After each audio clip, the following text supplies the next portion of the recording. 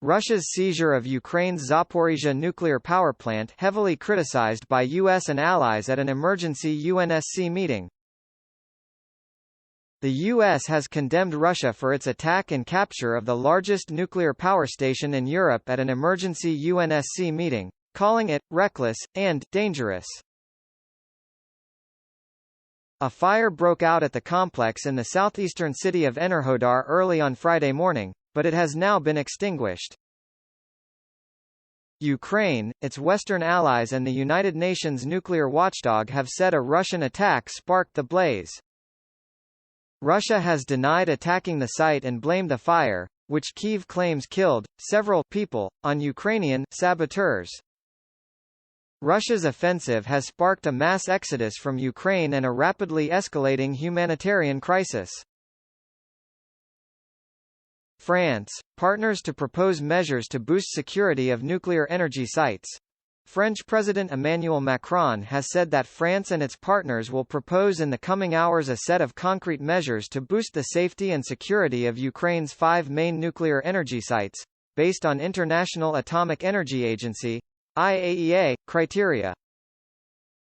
Macron said in a statement he had spoken with the IAEA director on Friday and supported the organization's efforts to monitor Ukraine's nuclear installations. Not clear if nuclear site safe. Former IAEA official.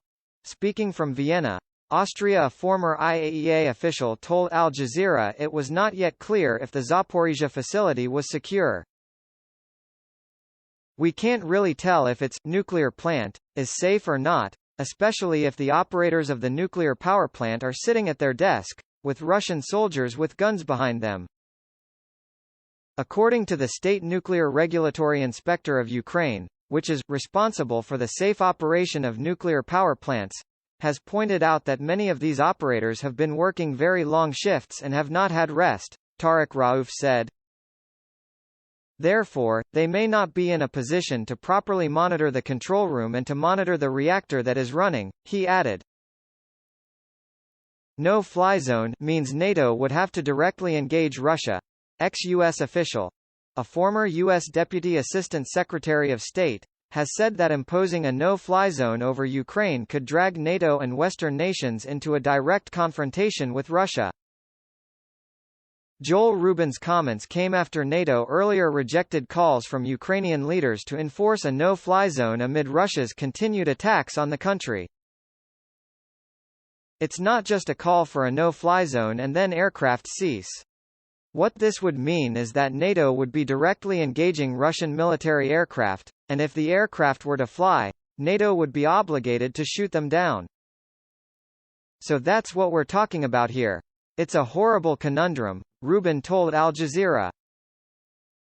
NATO is part of that puzzle and trying to push back against Russia and to get Vladimir Putin to back off, Rubin added. He needs to pull back, accept a negotiated outcome and stop killing innocent civilians in Ukraine. Ministers of G7 urge Russia to stop attacks in vicinity of nuclear plants.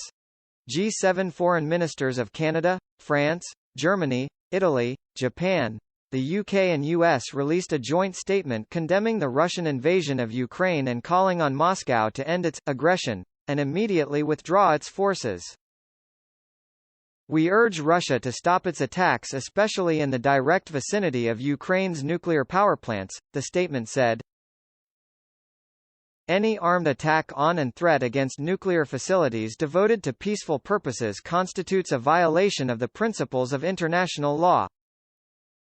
We support the initiative of IAEA Director General Grossi announced today for an agreement between Ukraine and Russia to ensure the safety and security of nuclear facilities in Ukraine. Ukrainian UN envoy accuses Russia of nuclear terrorism.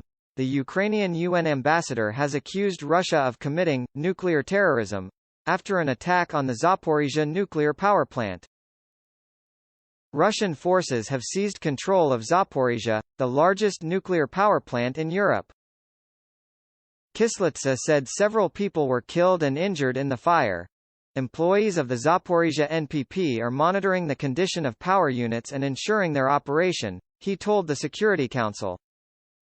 EU's Borrell says sanctions not aimed at regime change. The EU's foreign policy chief Josep Borrell said sanctions imposed by the war were not about seeking any regime change in Russia. Sanctions have been triggered by the war, he said. Russian envoy dismisses reports of attack on nuclear plant. Moscow's envoy to the United Nations, Vasily Nebenzia, has dismissed reports that Russian troops attacked the Zaporizhzhia nuclear power plant as lies and disinformation. You're trying to present the situation in such a way as though the Zaporizhzhia nuclear power plant was allegedly shelled by the Russian military, as a result of which a fire broke out, Nebenzia told the UN Security Council. These statements are simply untrue. Nebenzia said Ukrainian saboteurs fired at Russian forces from a training facility outside the power plant early on Friday. The Russian patrol returned fire on the firing points of the Ukrainian saboteurs in the building of the training complex and suppressed their fire. As they were leaving, the Ukrainian sabotage group set fire to the training facility, Nebenzia said. He stressed that Russian forces are not interfering with the work of the plant's operators but are trying to ensure the security of the facility. Russia committing war crimes, crimes against humanity. Ukraine's UN envoy, Sergei Kyslytsa, Ukraine's ambassador to the UN, has accused Russia of committing war crimes and crimes against humanity during its invasion of the country. Russia has resorted to war crimes and crimes against humanity. Russia does not even try to hide them, Kyslytsa said. Residential areas of Ukrainian cities and villages across the country are being ruined by Russian bombs, shells and missiles. Peaceful civilians are being killed, critical infrastructure totally damaged. The International Criminal Court prosecutor this week launched a probe into potential war crimes committed in Ukraine, dating back to 2013. Mariupol in classic siege situation.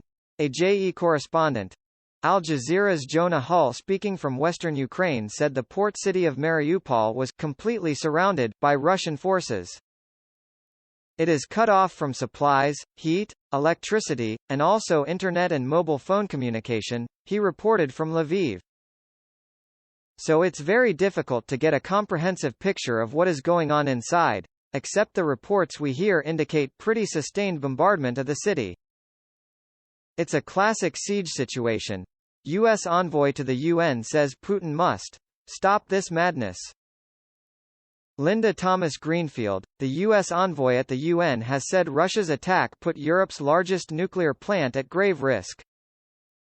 The world narrowly averted a nuclear catastrophe last night, the envoy said.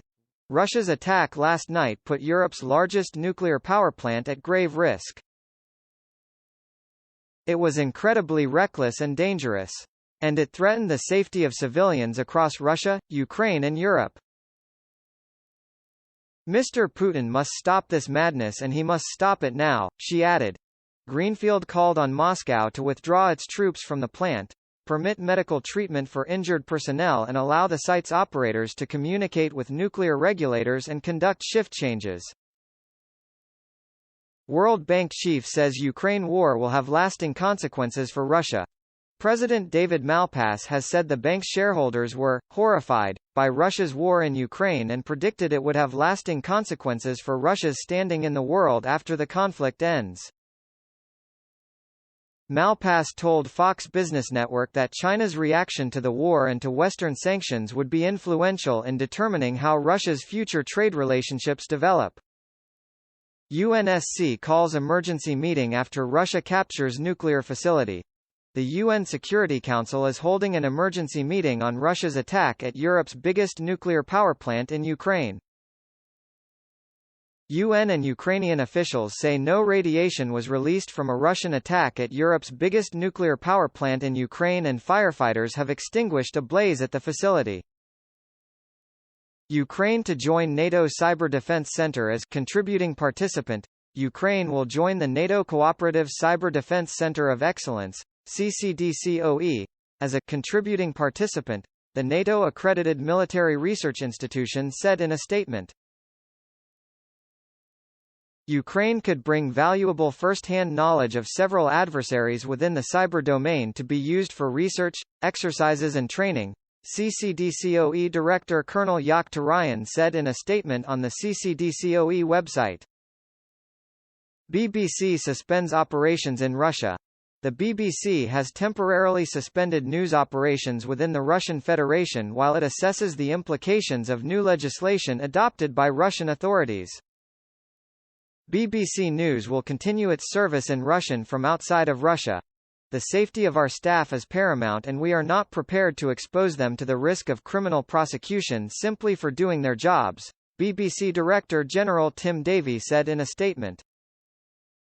EU wants Ukraine membership, as soon as possible, Deputy Chief. Ukraine should become a member of the European Union, as soon as possible, the Deputy Head of the EU Commission has said.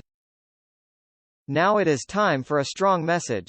It is time for signaling that the Ukrainian people are one of the European peoples. We want them in as soon as possible, Commission Vice President Maros Šefčovič said after a meeting of EU-Europe ministers in Arles in the south of France. Putin ready for Ukraine dialogue if all Russian demands met. Russian President Vladimir Putin has told German Chancellor Olaf Scholz in a telephone call that Russia was ready for dialogue over Ukraine if all its